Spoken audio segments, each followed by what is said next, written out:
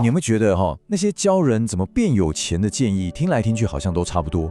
今天我们先不聊什么投资技巧，我们要来聊一个更底层的东西。我们要一起来看看一套很古老的智慧，这套东西啊，可能会完完全全颠覆你对财富，甚至是对整个世界的看法。好，那我们就先来聊聊一个，我想很多人都觉得很困惑的矛盾点，也就是所谓的努力的悖论。我们嘛，从小到大耳朵都快听出茧了，就是那句“一分耕耘一分收获”，对吧？但现实好像常常不是这样哎，你是不是也有过这种感觉？就是自己明明已经超努力了，真的就像那个滚轮里的小仓鼠一样，跑得要死要活的，结果一看自己的银行户头，怎么好像还在原地踏步？没错，这个就是我们今天要来好好聊聊，把它拆解开来的努力破论。所以问题的根源搞不好根本不是我们努不努力而是我们脑袋里那个内建的财富作业系统本身就出 bug 了。你想想看，传统的建议是不是都只教我们如何去操作，比如说怎么存钱啊，怎么投资啊，但从来没有人跟我们说，财富这个游戏它最底层的那个原始码到底长什么样子？那要找到这个答案呢？我们得搭上时光机，回到很久很久以前，去一个你可能真的完全想不到的地方去挖宝。答案在哪？在2500年前的古印度，当时有一位草莽的圣者叫做迦拿陀，他被称为原子论之父偶。他提出了一套很惊人的哲学，叫做圣论。先说这可不是什么心灵鸡汤，它比较像是一套像物理学一样很精密的分析工具，专门用来拆解现实这个东西到底是由什么组成的。结果最妙的是，这套古老的分析框架竟然刚刚好可以帮我们看清楚财富的真正结构。好，那要理解这个，我们的脑袋可能要先来个180度的大转弯。哲学家给他一个很酷的名字，叫做本体论转向。听起来很难，对不对？其实简单来说就有点像我们以前都一直在问，我到底要怎么开车才能开到目的地？但现在我们要换个问题，我们要问的是，我这台车的引擎、轮胎还有整个底盘，它到底是怎么组成的？你看我们要把注意力从外在的怎么做转到内在的是什么。所以啦，关键就来了，就是要去理解构成我们这个世界的7个最基本的东西。你可以把这7个东西想象成是财富的 DNA， 一旦我们把它解码了，很多事情就通了。好，准备好了吗？我们就从这7个结构里面最核心、最基础的第一块积木开始看起。第一个结构梵文叫 Dravya， 我们可以叫它实体或基底。这是什么意思？你可以把它想象成一张空白的画布，接下来所有漂亮的颜色，所有的线条都必须画在这张画布上面，它是那个承载一切的最根本的存在。这就带来了第一个会让你脑袋嗡一声的结论，那个承载财富的画布不是你的银行存款，也不是你的房子或股票，而是你自己，是你那个最核心、最纯粹的意识。也就是说，你不是在外面辛苦的寻找财富，你本身就是财富能够存在的那整个空间跟源头。好，既然你是那张画布，那画布上面的色彩又是什么呢？这就带我们来到第2个结构。第2个结构叫做 guna， 也就是性质或品质。这个概念超酷的，它告诉我们，我们平常感受到的丰盛感啊、匮乏感啊，并不是外在世界的一个客观事实，而是一种依附在你这块画布上的内在颜色。你想象一下，你的意识就是那块画布，匮乏感就是灰色的颜料，丰盛感就是金色的颜料。你可以主动选择要用哪一种颜料来画你的这幅人生画作。这听起来可能有点悬，但其实跟近代量子物理学讲的观察者效应根本是异曲同工之妙。也就是说，观察者的意识状态会直接影响到他观察到的结果。你的内在状态正在共同创造你的外在现实。OK， 我们现在有画布，也有颜料了。那行动呢？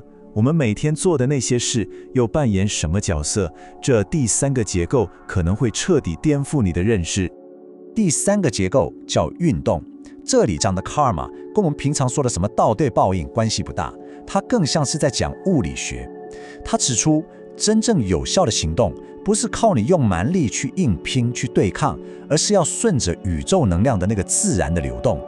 创造财富这件事，其实更像是去冲浪，你要懂得顺着浪潮，而不是像个傻子一样逆着水流拼命的游。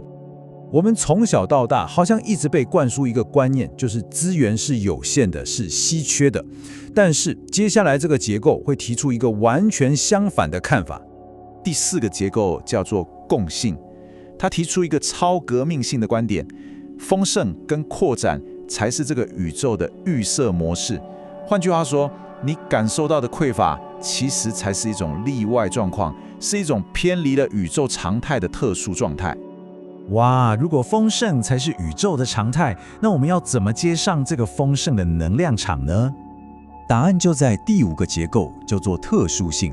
它告诉我们，真正的价值是来自于你身上那个独一无二、没有任何人可以复制的那个本质。所以啊，去模仿巴菲特，去学马斯克，并不会让你真的致富。只有你自己独特的天赋，你真正的热情，还有你独一无二的看事情的角度，才是你接入宇宙丰盛能量场的那一把唯一的密码。而当你真正找到自己那个独一无二的地方，你会发现一个更深的真相：原来你跟丰盛之间的关系，远比你想象的还要紧密。第6个结构叫做内在关联，它描述的是一种就像强力胶一样完全分不开的连结。这代表什么？这代表你跟丰盛在本质上从来就没有分开过。我们之所以会感到匮乏，只是一种幻觉。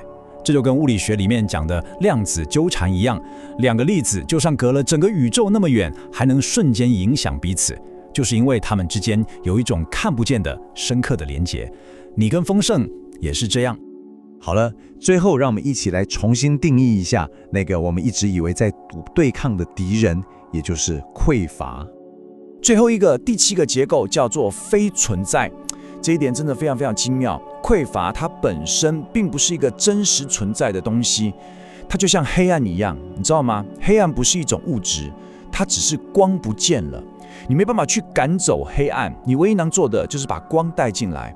同样的道理，匮乏它只是丰盛的缺席，你不可能去对抗一个根本不存在的东西，你唯一能做的就是去建构丰盛。好了，到这里我们把7块拼图都集齐了。现在让我们把它们组合起来，看看这幅全新的财富蓝图到底长什么样子。所有的核心论点其实可以浓缩成这句话：财富不是来自于你有多么渴望、多么想要它，而是来自于你是什么样的一个存在结构。关键是你的存在状态，而不是你的想要。你看这个对比就非常清楚了。旧的方法就像一个肚子很饿的人，拼命地往外追食物，把追逐当成解决问题的方法。而新的方法呢，是把自己变成一座丰盛的花园。那些行动，那些成果，就像花园成熟之后，自然而然结出来的果实，一点都不费力。好，那说了这么多，我们到底该怎么把这个古老的智慧应用到我们的实际生活中呢？具体来说，可以怎么做呢？这里有3个你可以马上开始的练习。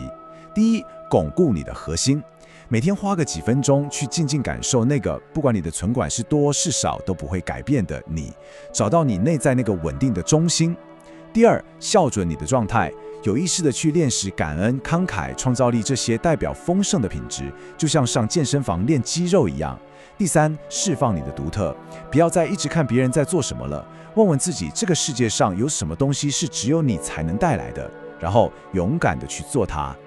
所以说，财富真的不是追来的，它是你内在神圣结构的一个自然显现。这7个结构就像7个支点，可以撬动你的整个现实。那么在今天的分析结束后，留给你的问题就是：如果要重建你的财富现实，你会选择先从哪一个结构开始着手呢？